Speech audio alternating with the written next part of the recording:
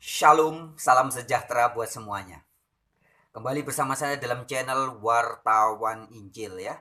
Jadi channel yang mewartakan atau mengabarkan, memberitakan hal-hal yang terkait dengan Injil Kerajaan Allah. Jadi Allah yang saya kabarkan adalah Allahnya Yesus Kristus. Yang di dalam Yohanes 20 ayat 17 Yesus berkata, Allahku dan Allahmu. Ya. Jadi Injil yang saya wartakan adalah Injil Yesus Kristus. Injil yang berasal dari Allahnya Yesus Kristus. Nah, pada tema saat ini saya ingin menjawab pertanyaan beberapa orang sahabat dan teman yang bertanya tentang mengapa kita harus mengasihi orang-orang berdosa. Mengapa kita harus mengasihi orang-orang yang berdosa atau orang-orang yang bersalah? Penjahat, penipu, pemerkosa, koruptor, pembunuh, ya. Kenapa kok harus dikasihi? Nah, saudara-saudariku, mungkin orang akan berkata, ya karena kita pengikut Kristus. Nah, baiklah. Pada kesempatan ini, saya ingin menyampaikan, mengapa Yesus Kristus kok bisa-bisanya mengasihi orang yang berdosa atau orang yang menjahati dirinya. Yesus datang untuk menebus manusia.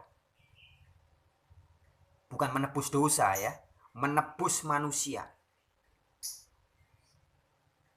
Mengambil alih haknya manusia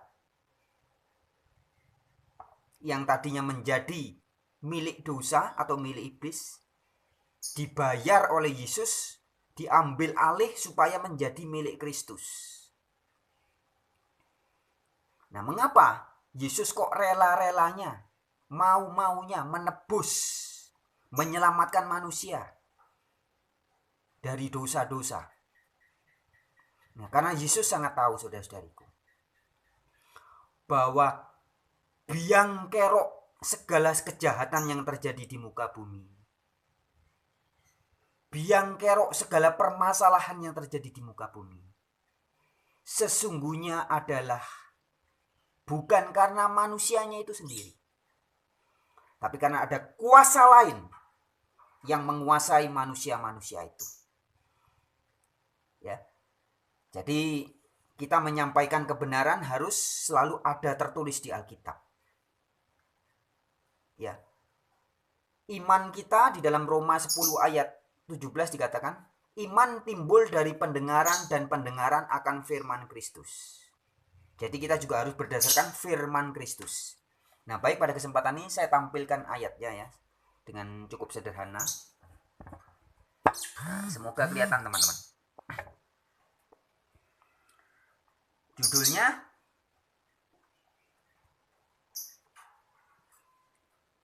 mengapa mengasihi orang berdosa? Ayat yang pertama di Lukas 23 ayat 34. Ya, ini perkataan Yesus. Lukas 23 ayat 34 adalah kisah, bisa dibaca ayat-ayat sebelumnya ya. Kisah ketika Yesus mau dihukum, disalib. Semalam-malaman Yesus dihina, diejek, kemudian disiksa, dianiaya, diketawai, diece-ece ya. Tapi kemudian di ayat 34 Yesus berkata, berdoa Yesus, Bapa. Siapa Bapa? Allahnya Yesus. Yesus berdoa kepada Allahnya, Bapa, ampunilah mereka, sebab mereka tidak tahu apa yang mereka perbuat. Ya. Jadi Yesus berkata, dan tercatat di Injil Lukas 23 ayat 34, Bapa, ampuni mereka Bapa, sebab mereka tidak tahu apa yang mereka perbuat. Jadi menurut Yesus, orang-orang yang menjahati dirinya, orang-orang yang menganiaya dirinya, itu tidak tahu apa yang mereka perbuat. Saudara-saudariku, itu sebabnya Yesus sangat bisa mengasihi penjahat-penjahat. Karena Yesus tahu betul Sekarang kita ke ayat yang berikutnya.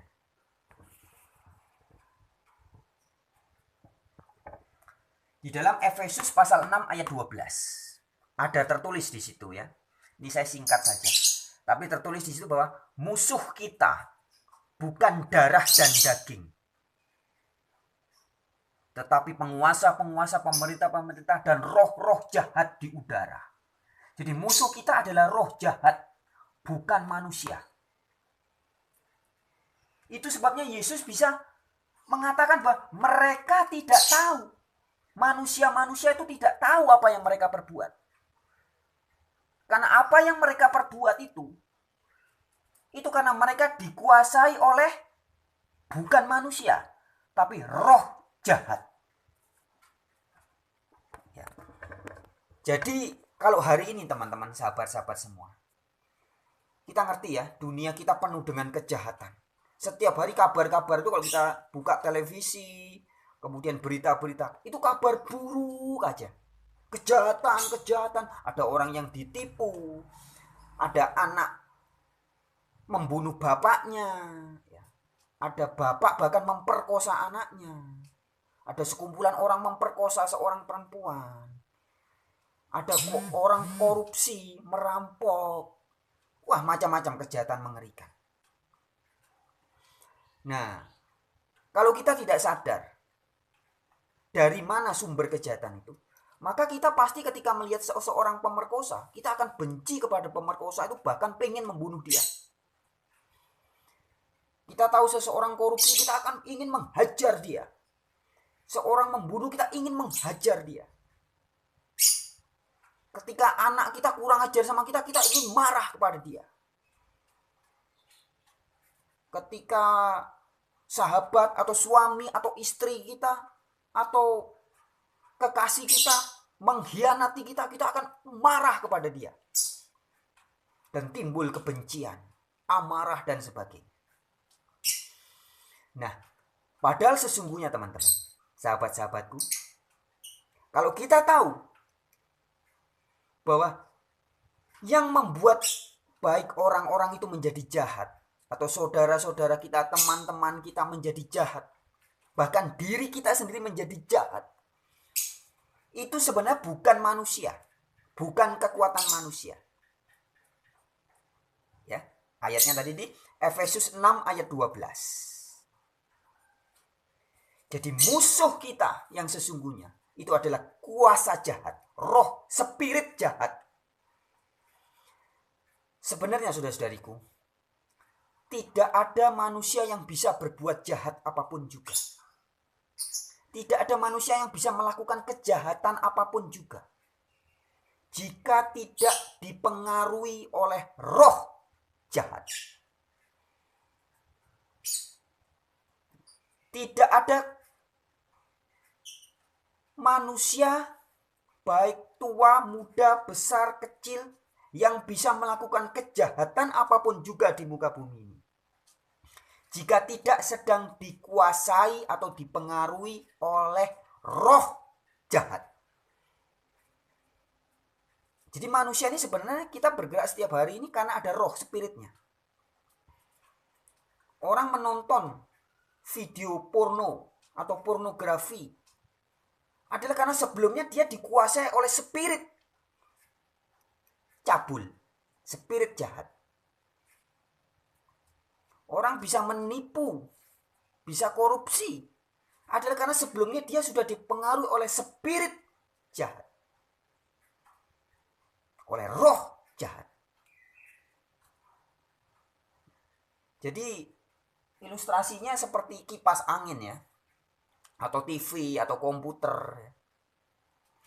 Itu tidak akan bisa beroperasi, tidak akan bisa bergerak, tidak akan bisa hidup jika tidak diberi energi listrik di dalamnya.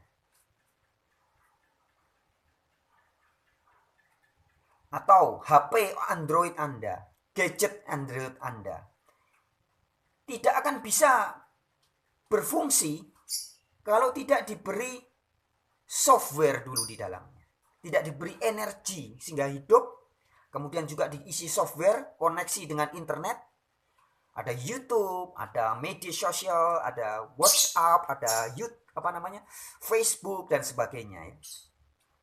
Sudah diisi dulu baru dia bisa berfungsi. Bisa akses dan connect dengan internet.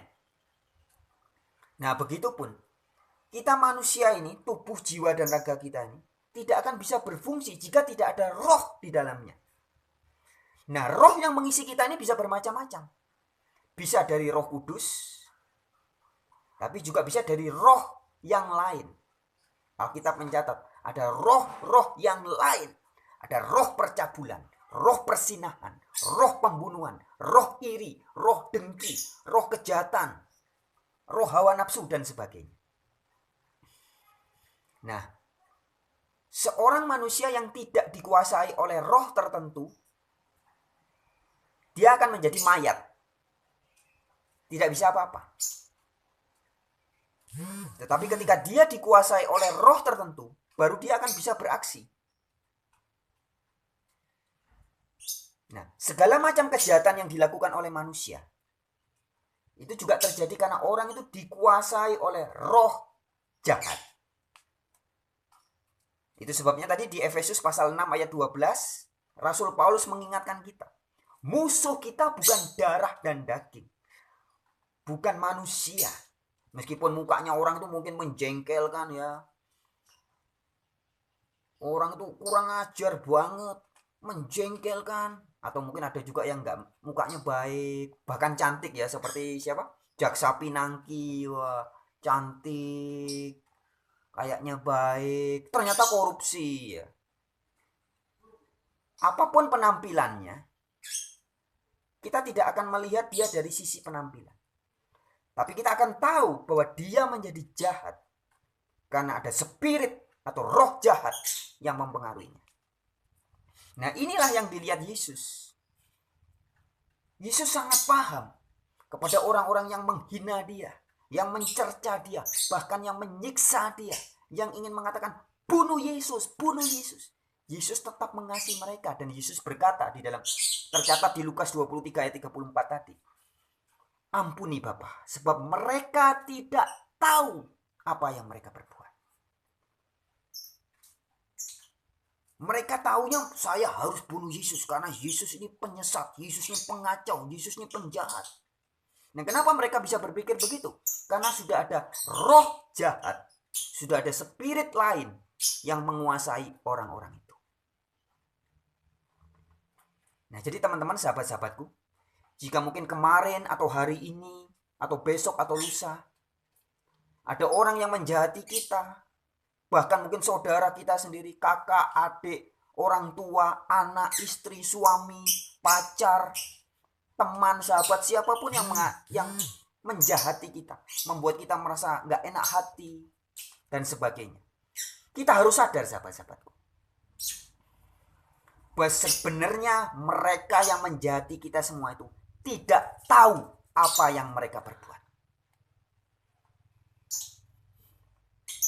Termasuk juga orang-orang yang hari ini ada di dalam penjara.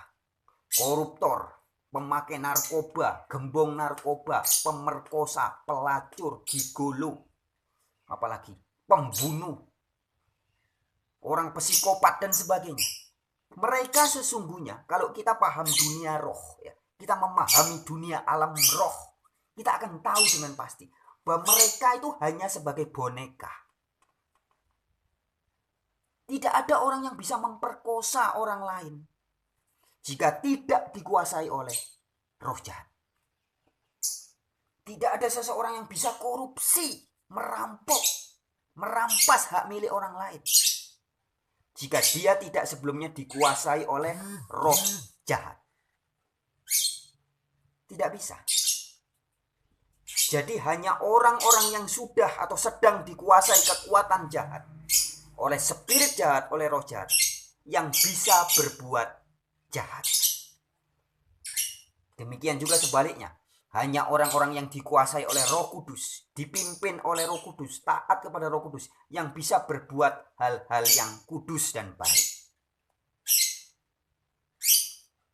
Anda hanya bisa bercabul jika Anda dikuasai roh cabul. Anda hanya bisa berbagi kasih ketika Anda dikuasai roh cinta kasih. Anda hanya bisa merasa iri. Tiba-tiba dalam hati saya ada rasa iri dengki ketika saya dikuasai oleh roh iri dan dengki. Ya. Jadi begitu teman-teman, sahabat-sahabatku.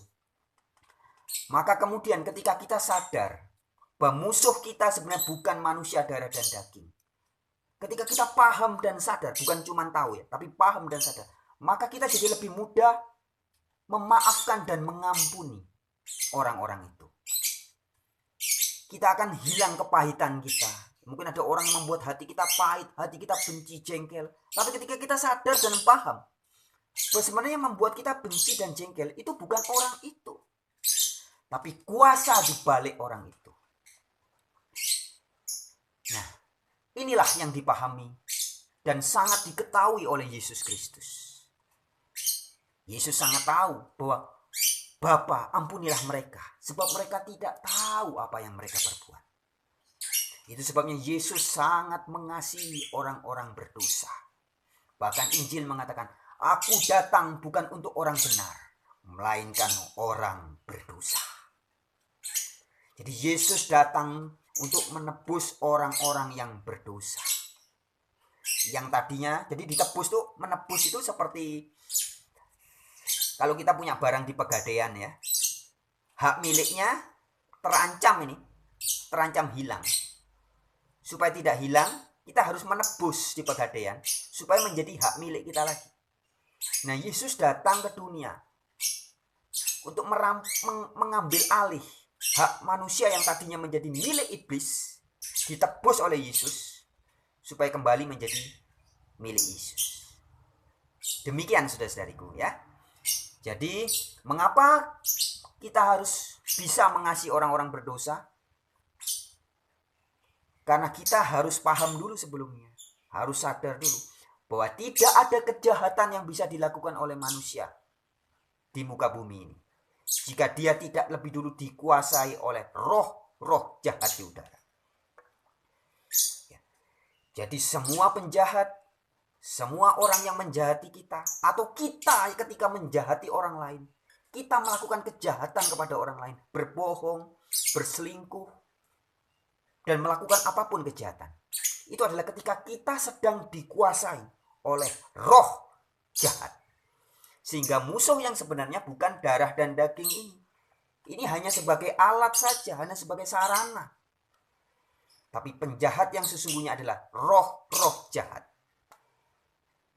Nah, jadi ketika kita memahami hal ini, kita sadar bahwa musuh kita bukan darah dan daging, bukan manusia. Maka ketika anak kita kurang ajar, kita bisa tahu, kita tetap cinta dan sayang kepada anak kita. Tapi kita benci kepada roh yang menguasai anak itu. Ketika kita dengar kabar berita, ada orang memperkosa, kita jadinya malah kasihan dengan orang itu. Bukan benci. Kita kasihan karena orang itu dikuasai oleh roh jahat. Ketika kita mendengar kabar atau melihat kabar ada seorang koruptor ya, yang lagi rame nih, Jaksa Pinangki, kemudian siapa lagi? Joko Chandra ya. Banyak orang benci dan pengen gebuk. Ya. Tapi kalau kita memiliki kesadaran yang benar, maka kita akan mengasihi. Kasihan ya Jaksa Pinangki. Kasihan ya Joko Chandra. Kasihan ya koruptor-koruptor itu. Kita mengasihi mereka, tapi kita membenci dosa dan perbuatan mereka yang dipengaruhi oleh roh-roh jahat. Jadi seperti itu teman-teman, sahabat-sahabatku. Mengapa bisa mengasihi orang berdosa? Karena kita harus lebih dulu sadar bahwa selain saya dulu juga pernah menjadi bagian dari orang-orang berdosa itu. Tapi kita juga sadar bahwa sesungguhnya yang membuat orang berdosa, dosa itu hamartia ya bahasa Yunaninya, artinya adalah melenceng dari target. Mengapa orang bisa melenceng dari kehendak Allah? Adalah karena dipengaruhi oleh roh jahat. Jadi tidak ada orang yang bisa melenceng dari kehendak Allah. Tidak ada orang yang bisa melakukan dosa jika dia tidak dikuasai oleh roh jahat. Sehingga kita harus saling mengasihi semua orang, seluruh manusia, sebejat, sebobrok, sejahat apapun manusia. Maka Yesus bahkan bisa mengasihi musuh. Bagaimana kita bisa mengasihi musuh? Karena kita sadar bahwa yang jahat itu sebenarnya bukan musuh kita itu, atau bukan orang yang memusuhi kita itu, tapi roh yang ada di balik orang yang memusuhi kita. Demikian teman-teman, sahabat-sahabatku. Semoga kiranya renungan ini, saya bukan guru sekali lagi ya, saya hanya pewarta, saya hanya menyampaikan, mengabarkan, memberitakan apa yang Yesus Kristus Tuhan saya suruh saya untuk menyampaikan. Yesus adalah guru dan Tuhan saya. Tuhan bukan Allah loh ya. Silakan bisa dilihat di video-video yang lain. Yesus Kristus adalah Tuhan, bukan Allah Yesus. Tuhan dan Allah berbeda. Allah saya adalah Allahnya Yesus. Nah, bagi teman-teman yang belum menonton video-video saya yang lain, silakan bisa ditonton dan dibagikan kepada barang siapa yang mungkin dirasa perlu untuk disampaikan. Terima kasih teman-teman. Sampai jumpa di kesempatan yang berikutnya. Haleluya.